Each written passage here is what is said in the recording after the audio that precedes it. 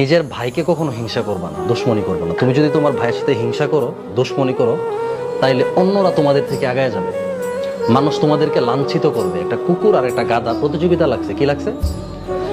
যে আগে 5টা গ্রাম পার হয়ে যাইতে পারবে সে হচ্ছে রাজা, সে রাজত্ব দিবে, নেতৃত্ব দিবে।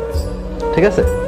তো এখন কুকুর তো মনে মনে খুশি, এই দৌড়াইতে পারে কে বেশি, কুকুর না গাধা? কুকুর। আচ্ছা, কুকুর মনে মনে খুশি যে আমি তো বেশি দৌড়াইতে পারি, আমার দৌড়ের স্পিড বেশি, তো গাধাকে আমি হারায় ফেলবো। তো কুকুর আর গাধা যখন রেস লাগছে, প্রতিযোগিতা লাগছে, তখন গাধা আস্তে আস্তে হাঁটতেছে, কুকুর দৌড়ানো শুরু করছে প্রতিযোগিতায়।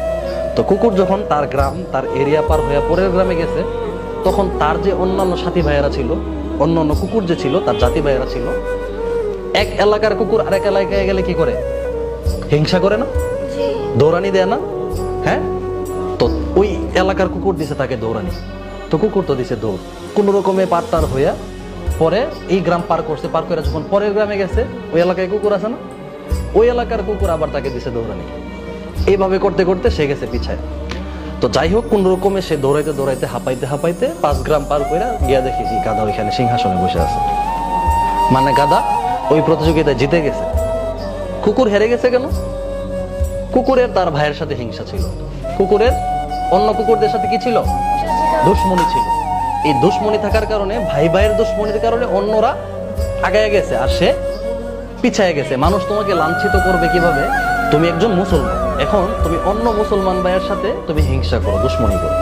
কাফের মুশরিকরা কি করবে? তোমাদের দুইজনকে লাঞ্ছিত করবে। একটা গল্প বলি তাহলে বুঝবা।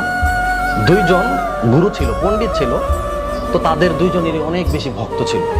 তো এখন এক লোক, সাধারণ পাবলিক গেছে এক পণ্ডিতের কাছে, গিয়ে বলতেছে যে আচ্ছা পণ্ডিত মশাই, অমুক পণ্ডিত কেমন? পরে বলছে সে তো একটা গরু। কি বলছে? গরু। অথচ সে একজন জ্ঞানী মানুষ, তারই আরেকজন সহপাঠী বা সাথী ভাইয়ের ব্যাপারে সে বলতেছে গরু। সাধারণ মানুষটা মনে মনে ভাবতেছে যে এই লোকটা তাকে গরু বলছে, তাহলে তো লোকটা মনে হয় ভালো না। আচ্ছা ঠিক আছে, আমি তাইলে এই লোকের পরামর্শ নিব না, আমি আরেক ওই লোকের কাছে যাই, গিয়ে দেখি ওই লোকটা কেমন, ওই পণ্ডিত কেমন। ওই পণ্ডিতের কাছে গিয়ে জিজ্ঞেস করতেছে যে আচ্ছা আপনি ওই পণ্ডিতকে কি মনে করেন? তো বলতেছে সে তো একটা ছাগল। কি বলছে? ছাগল। তো বেচারা মন খারাপ করে চলে গেছে বাসায় গিয়া খুব সুন্দর একটা দাওয়াতের আয়োজন করছে। দাওয়াতের আয়োজন করে 2 জন পণ্ডিতকে দাওয়াত দিছে। কি দিছে? দাওয়াত দিছে। দিয়া তারা যখন খাইতে বসছে, দস্তরখান বিছাইছে, একজনের সামনে দিছে ঘাস, আরেকজনের সামনে দিছে খের। খের মানে বন, ওই গরু খায় না, ওই খের দিছে। দেওয়ার পরে এখন 2 পণ্ডিত তো খুব চাইতে গেছে, যাই তুমি আমাদের সামনে ঘাস আর খের দিলা কেন? তো পরে বলতেছে আপনি তাকে বলছেন গরু, গরু তো খের খায়, আর আপনি তাকে বলছেন ছাগল, ছাগলে তো ঘাস খায়।